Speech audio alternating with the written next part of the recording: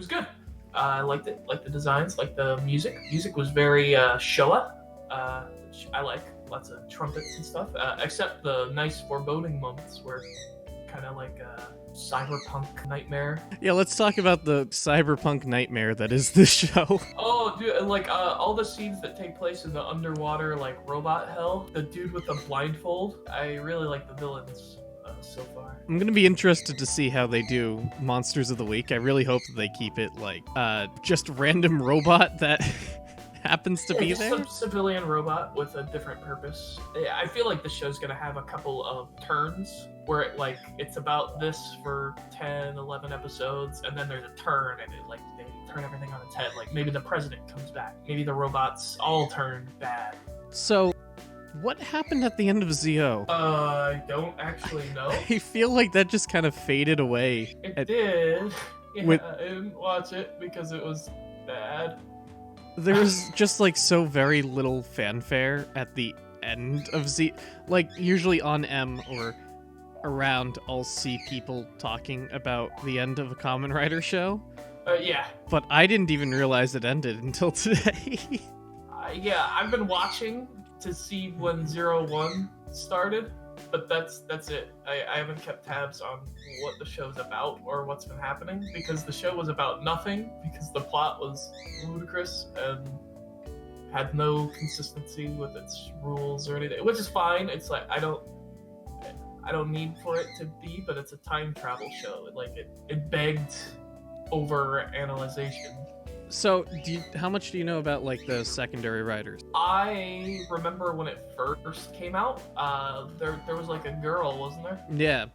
So, from what I remember seeing, and I'm not actually looking this up, the two like SWAT members are going to be the secondary writers. That seems set up pretty well. Yeah. Really severe and hates robots. You have the other one who's like kind of a little bit more of a leader type. Yeah, I hope they're gonna have a good dynamic. I'm kind of a little afraid of them having like too many stoic characters, because you're already dealing with a show with robots. So yeah.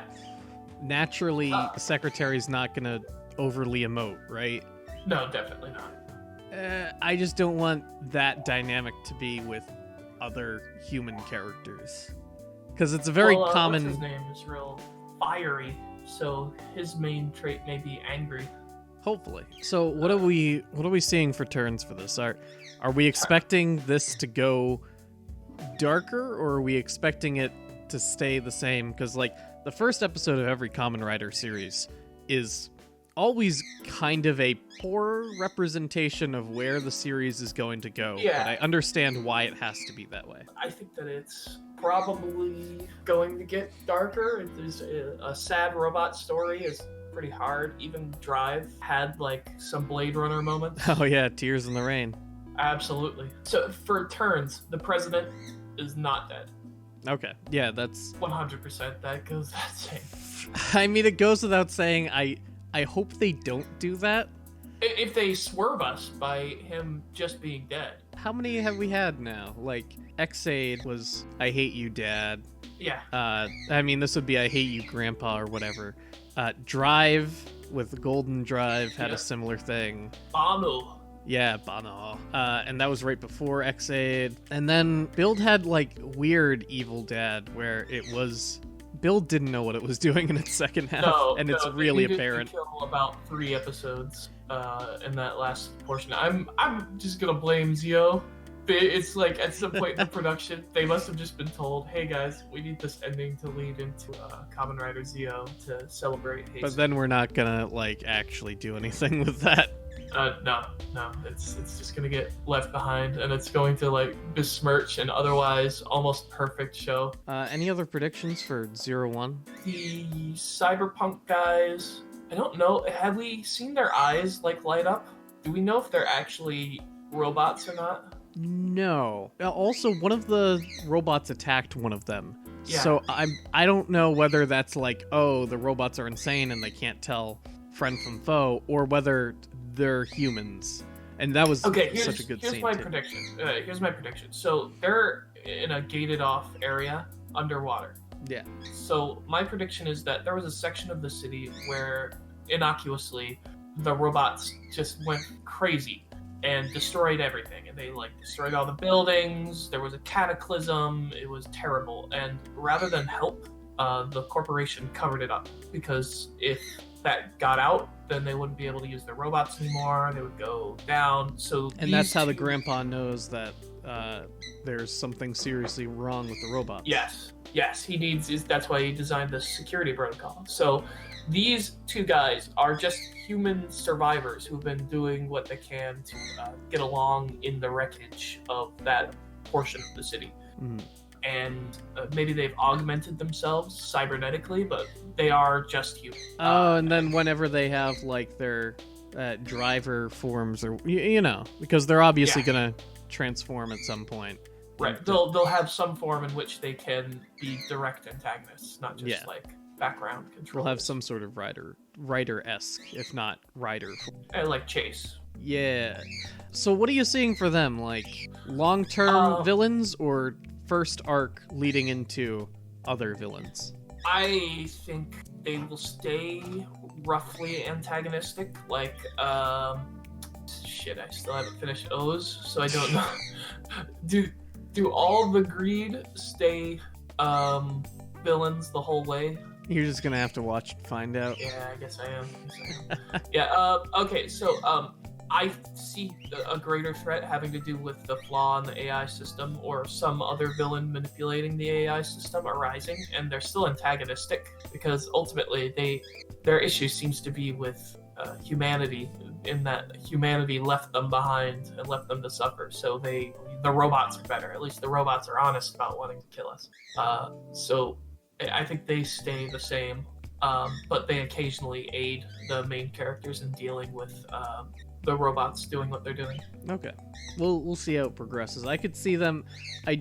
We started out with like 2 this episode. Yeah. Definitely they're going to introduce more villains. Yeah, those are just the ones. Yeah, we've seen. These are the starter ones. Yeah. See, the safe bet for like just standard Kamen Rider show is that after those 2 are taken care of, by the time that those 2 are finished, there's like a few more that you find out about until you get to the last one, like Forze. Yeah.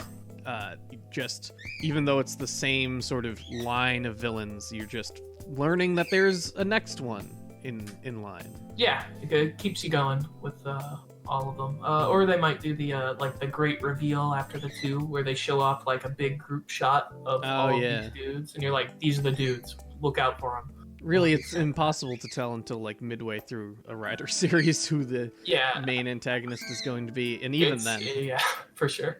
Unless you're like X8 and somehow you can survive off of 2 antagonists. Let's talk about theming. Let's talk about the show. And so every Kamen Rider series since Double, and even going before that, you can probably make a good argument for a lot of the Heisei shows, but they've had this kind of like dual theming to the shows, right? Yeah. So Double is alphabet and detectives, as weird as that sounds. Yeah. Then you get like O's. O's is money and animals, which means that the transformation devices are going to be stuff like the Gashapon thing that Birth has, or like a coin slot thing, right?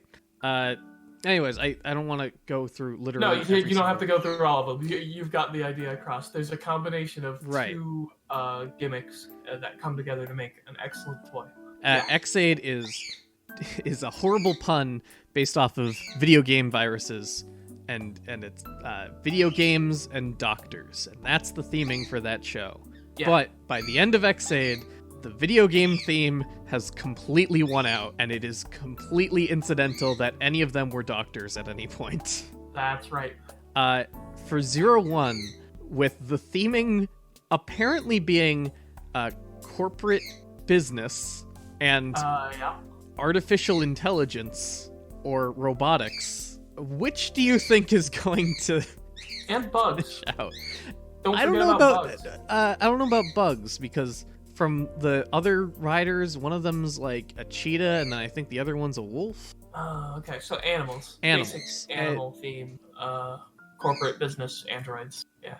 To play it safe right now, I'll say that the two themes are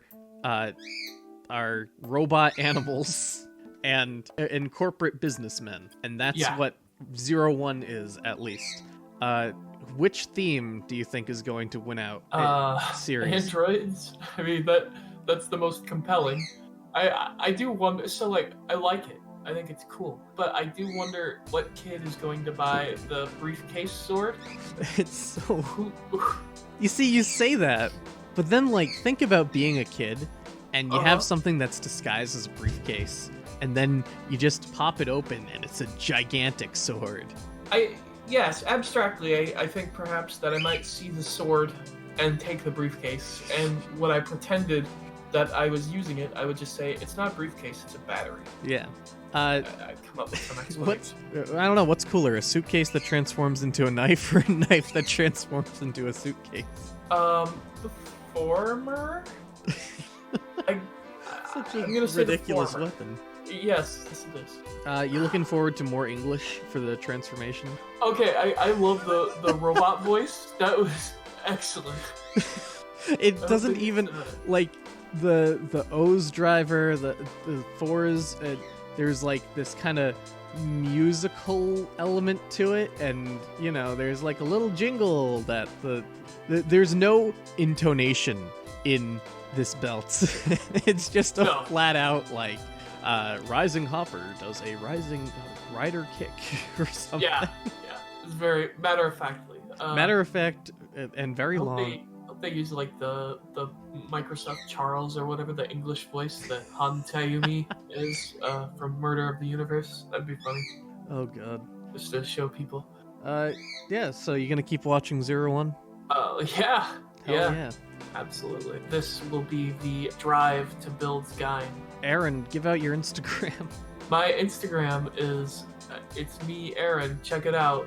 And that's the whole thing.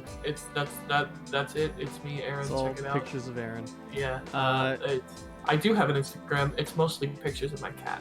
If anyone wants to see pictures of my cat, comment below. I will provide them.